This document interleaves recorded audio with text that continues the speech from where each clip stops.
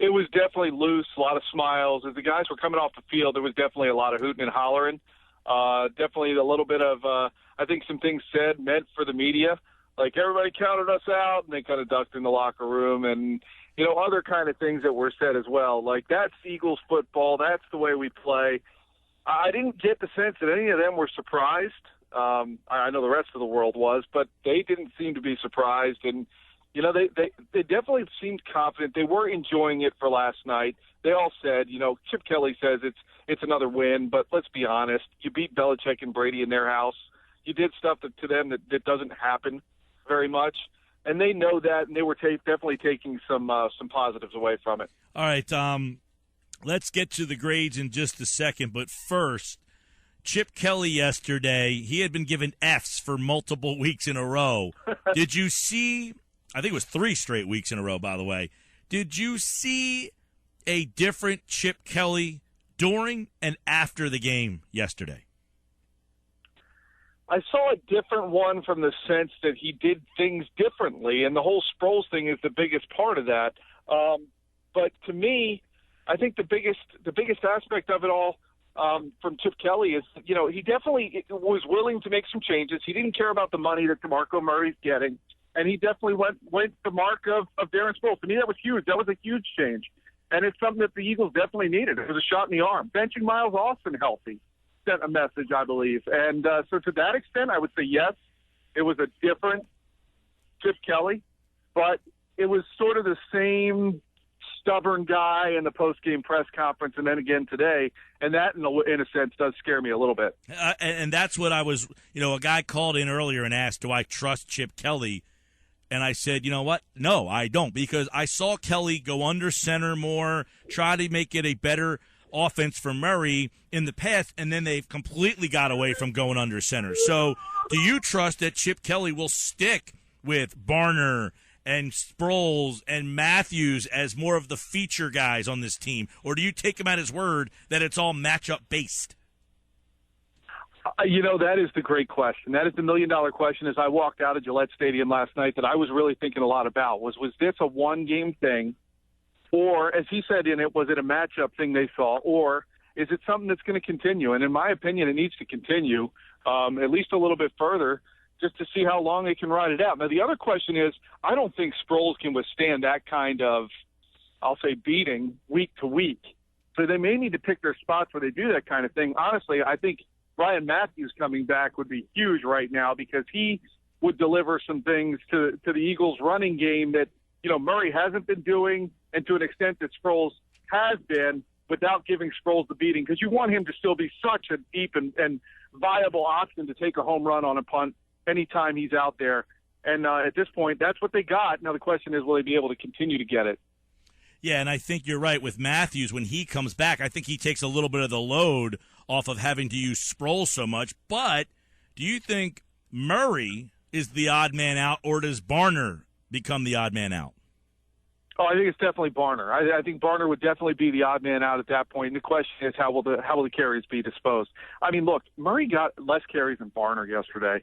To me, there's a message being sent, and I'm sure it was received. By the time I got in the locker room after Chip was done speaking, DeMarco was already gone, because a lot of people were looking forward to hear what he had to say, obviously, but he was already gone on the bus, ready to get back to Philly. And from some of the things the players said, they knew that was going to be the game plan, so there wasn't really any surprise from Murray to have known that Sproles was going to get that many touches. But he's not going to take that lightly. I mean, he's still walking away with his paycheck, but the guy wants the ball. And at this point, he hasn't quite gotten it. So, yeah, do we trust Chip to continue to do what's working right now? I don't know. At this point, I'm skeptical, and I think he'll probably go back and give Murray more carries, which is a little scary thought. Yeah, that's where I'm a little concerned. Scott Grayson has Grayson's grades at 97.3 ESPN.com. Let's work our way up. Aguilar was given an F, and, he hasn't been a big factor at all. Had a couple drops yesterday. But before we get to the grades, and I start with Aguilar because he played, but I thought it was very interesting that Austin was deactivated yesterday. And I really think that that's bigger than people are kind of giving it credit for. I thought it finally held someone accountable for lack of effort, lack of ability, lack of preparation almost out of Austin. I thought that was a good move to really set an example of someone. It might be a minor bit player, but guess what? He was playing, and I think people looked at it and said, maybe this guy doesn't deserve to be out here. Yeah, well, Chip kind of took a shot at him in a way. Like, most people probably didn't hear it if you were listening to the post-game press conference with Chip, but he said, if guys aren't going to prepare well enough during the week, they're not going to play. And it almost seemed like that was intended to be a description of Miles Austin. So it'll be interesting to see if, in fact, he's back in the lineup then this week by virtue of supposedly going out there and working harder to prepare. But I get the sense Chip really kind of likes this Krause kid.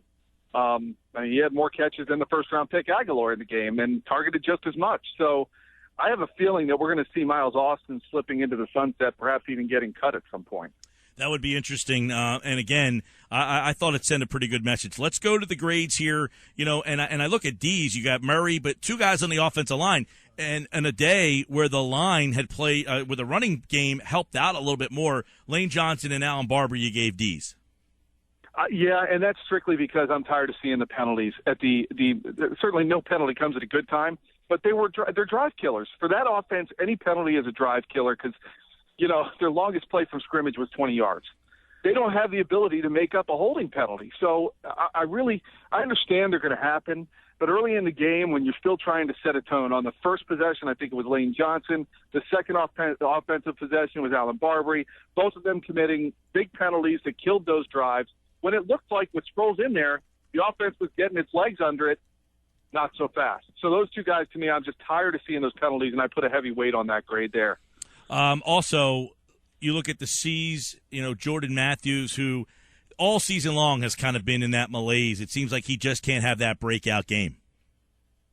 Yeah, and part of that, I think, is because they're just not – now, look, Chip did own it today, and I agree with his thought process, which was when the offense finally got back out there in the third quarter, they had spent a lot of time on the sidelines with those 21 unanswered points by return touchdowns.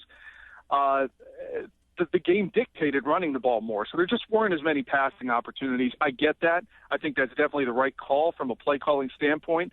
Jordan Matthews is not getting, in my opinion, I think he needs to be targeted more, quite frankly, and that's not Matthews' fault. That's probably Bradford and Kelly's faults, but in that game, I don't know that there were really the targets to be had. But when he needed to, Matthews made a huge catch in the end zone. I thought it was a great throw by Bradford as well.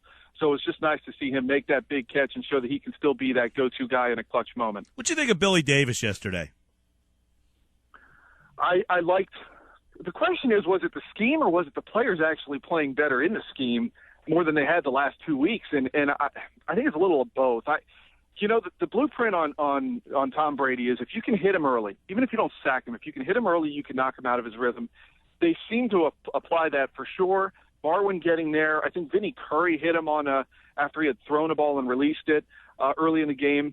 I give Billy Davis credit for that. I also thought the coverage was much better, whether they practiced that harder and kept those zones a little smaller. It seemed like at times throughout the last few weeks, the holes in the zones were just so easy to hit. Last night it was a little harder for Brady, and granted he didn't have his best weapons out there to throw to, but I'll give Billy Davis credit because I was ready to see him pack his office up and head on out of there after the last couple of weeks. I think some people are still ready for that to happen, and he took advantage of a wounded warrior yesterday and still almost handed that thing over. I thought the defense played with more energy yesterday, but in the end, do you think Billy Davis will end up being the fall guy? I think Chip Kelly's definitely back, but are there going to have to be some changes as the caveat?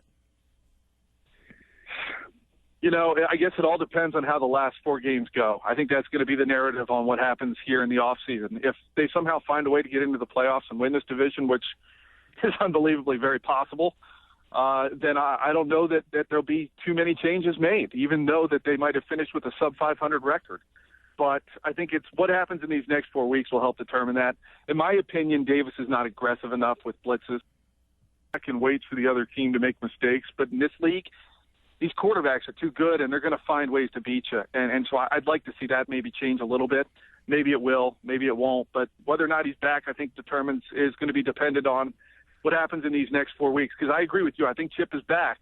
But if they don't do what they need to do, I can see Jeffrey Lurie looking at him and saying, listen, I'm keeping you, but I need to see you make some sort of change here to show me that we're going to go in the right direction behind the scenes, not just with the players. A couple other guys and secondary players, Maxwell, Thurman, and Rowe. You liked what the secondary did yesterday. Maxwell finally, I said, wow, a $63 million guy intercepted Tom Brady just the way it's supposed to happen, right?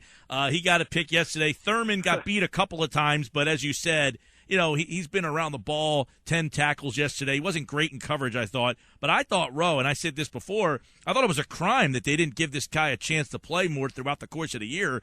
And it just goes to show, you throw the guy out there, and he's shown that he's not only a capable player, but you didn't play him at all, and he went out there, and he's not even really playing the position that I think is his natural position. So I think Rowe has been impressive, even in the game where he kind of got beat up by Johnson a little bit.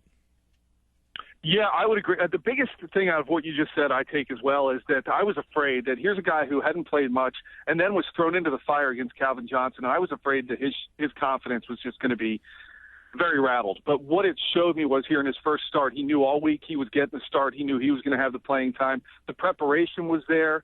And honestly, I thought his coverage was spot on. I mean, he was with those guys. Every time Brady tried to take a shot deep, he was right there. And to me, that was a huge step for Eric Rowe's development to be able to do that on that field in that location against that head coach, that quarterback, and I don't care who he's throwing to. It's still Tom Brady throwing the ball, and Rowe was right there on a lot of those to really have good coverage. That's the thing that most impressed me in the secondary. I mean, Malcolm Jenkins, certainly the interception return. Byron Maxwell reading that pass that I think was a miscommunication that he went in the end zone and was able to come down with. That's great. But Eric Rowe doing what he did, I don't know that they win that game if he doesn't play that way. Scott Grayson's got the full grades up right now at 973ESPN.com, and you can listen to this segment over at 973ESPN.com. He gave out a bunch of A's. Find out who the surprise guys are who were in the A category, because 1, 2, 3, 4, 5, 6 guys got A's, but 2 of those guys I think you'll be really surprised by. So check it out at 973ESPN.com. Scott, up in Foxborough yesterday for the Eagles and the Patriots, and will be in Philadelphia for Eagles and Bills. The return of LaShawn McCoy, who, by the way, will have a conference call with the Philly media on Wednesday. That should be interesting. Scott, we will talk to you with the grades again next week, pal. Yeah, no problem. Thank you, Mike.